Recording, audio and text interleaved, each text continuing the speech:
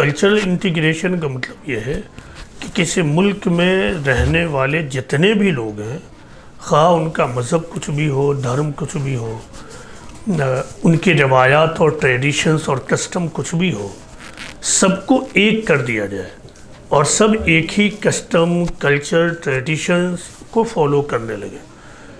تو دس is called cultural integration. تو کچھ لوگ ایسے ہیں جو یہ سمجھتے ہیں کہ نیشنل انٹیگریشن کے لیے کلچرل انٹیگریشن ضروری ہے، لیکن یہ بہت ہی سپرفیشیل بات ہے. جو لوگ یہ سمجھتے ہیں کہ نیشنل انٹیگریشن کے لیے کلچرل انٹیگریشن ضروری ہے. نیشنل انٹیگریشن کے لیے جو چیز ضروری ہے وہ ہے نیشنل کیریکٹر، کہ انسان کے اندر، کسی ملک میں رہنے والے انڈیویجول کے اندر نیشنل کیریکٹر ہو. نیشنل کیریکٹر کسے کہتا ہے؟ نیشنل کیریکٹر کا مطلب یہ ہے کہ آدمی اپنے پرسنل انٹرسٹ سے اوپر اٹھ کر نیشن کے انٹرسٹ کو پریفرنس دے. مثال کے طور پر کسی ملک میں کام کرنے والا کوئی انڈیویجول، سپوز اسے 10 گھنٹہ کام کرنا ضروری ہے. اب وہ 10 گھنٹہ کام نہ کر کر 8 گھنٹہ کام کرتا ہے، وہ ٹائم کو چراتا ہے. تو ٹائم کو چرانے میں اپرنٹلی اس کا فائدہ ہے، لیکن ٹائم پورا لگانے میں نیشن کا فائدہ ہے. تو جس کے اندر نیشنل کیریکٹر ہوگا وہ یہ سوچے گا کہ ہم جب ٹائم چرائیں گے اور اس طرح میرے جیسے 1 2 3 10 20 100 ہزاروں لوگ ایسے ہوں تو پھر تو میرے نیشن کا نقصان ہوگا. تو ایسا آدمی ٹائم نہیں چرائے گا. اسی طرح ٹیکس کو نہ دینے میں اپنا فائدہ ہے، لیکن ٹیکس دینے میں نیشن اور ملک کا فائدہ ہے. تو جو صحیح میں دیش بھکت ہوگا وہ ٹیکس دے گا. اسی طرح بینک سے لون لینا اور پھر لون کو ادا کر دینے میں بظاہر اپنا نقصان معلوم ہوتا ہے کہ میں قرض لوں اور پھر ادا کروں، لیکن لون لے کر لون کو ادا کر دینا یہ کیا ہے؟ قرض کو ادا کر دینا یہ کیا ہے؟ یہ ملک کا فائدہ ہے، کیونکہ یہ ملک کا پیسہ ہے. تو جس کے اندر نیشنل کیریکٹر ہوگا، جسے آج کل ہم دیش بھکتی بھی کہتے ہیں، تو جس کے اندر صحیح معنوں میں دیش بھکتی ہوگی وہ اپنے انٹرسٹ کے اوپر نیشن کے انٹرسٹ کو رکھے گا، اپنے فائدے کے اوپر ملکی فائدے کو رکھے گا. تو ہمارا ماننا یہ ہے کہ نیشنل انٹیگریشن کے لیے نیشنل کیریکٹر کی ضرورت ہے، اور نیشنل کیریکٹر کے لیے ضرورت ہے کہ آدمی کے اندر صحیح سوچ ہو، صحیح تھنکنگ ہو. اگر صحیح تھنکنگ نہیں ہوگی، سوچنے کا صحیح ڈھنگ نہیں ہوگا، تو اس کے اندر نیشنل کیریکٹر پیدا نہیں ہوگا. تو سارا کا سارا معاملہ کیا ہے؟ سارا معاملہ سوچ کا ہے، زاویہ نگاہ کا ہے، یعنی اینگل آف ویژن کا ہے.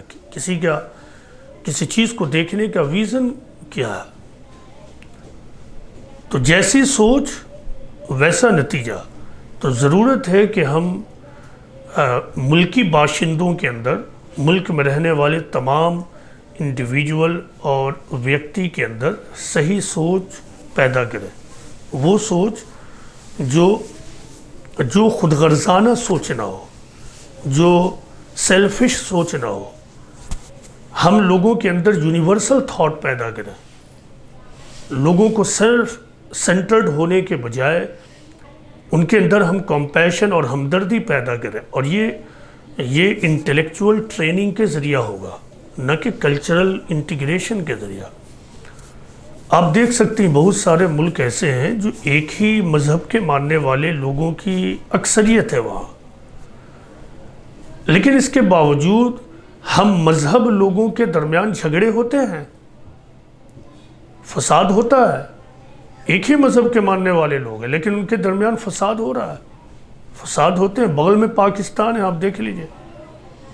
تو آپس میں اتحاد و اتفاق کا تعلق اس سے نہیں ہے کہ ہم ایک مذہب کے ہو جائیں، ایک کلچر کے ہو جائیں اور کلچرل ڈفرینسز کو ختم کر دیں تاکہ مذہبی بیریئر بھی ختم ہو جائے، یا مذہب کے راستے سے جو فرق آ رہا وہ بھی ختم ہو جائے. اس سے کبھی قومی ایکتا پیدا نہیں ہوگا. قومی ایکتا کے لیے ضروری ہے کہ آدمی کے اندر وہ سوچ پیدا ہو، وہ اعلیٰ سوچ، یونیورسل سوچ، گیونگ سوچ. قومی سوچ کا مطلب یہ ہے کہ آدمی رائٹ کانشیس سے زیادہ ڈیوٹی کانشیس ہو، اس کو ڈیوٹی کانشیس بنایا جائے۔ جو لوگ رائٹ کانشیس ہو تو وہ ہمیشہ ادھیکار کی بات کریں گے، میرا ادھیکار چھن گیا، میرا یہ، میرا وہ، میرا دس، میرا دیٹ۔ تو پھر ایسے ملک میں کیا ہوگا؟ فساد ہوگا۔ ایسے ملک اپنے ادھیکار کو تو دیکھیں گے لیکن اپنی ذمہ داری اور اپنے ریسپانسبلٹی کو فراموش کر دیں گے۔ تو میرا کہنا یہ ہے کہ نیشنل انٹیگریشن کا تعلق کلچرل انٹیگریشن سے نہیں ہے، بلکہ نیشنل انٹیگریشن کے لیے ضروری ہے کہ انڈیویجولز کے اندر نیشنل کیریکٹر پیدا کیا جائے، اور نیشنل کیریکٹر کے لیے ضروری ہے کہ انڈیویجولز کے اندر رائٹ اینگل آف تھنکنگ پیدا کیا جائے، ان کو رائٹ کانشیس کے بجائے ڈیوٹی کانشیس بنایا جائے۔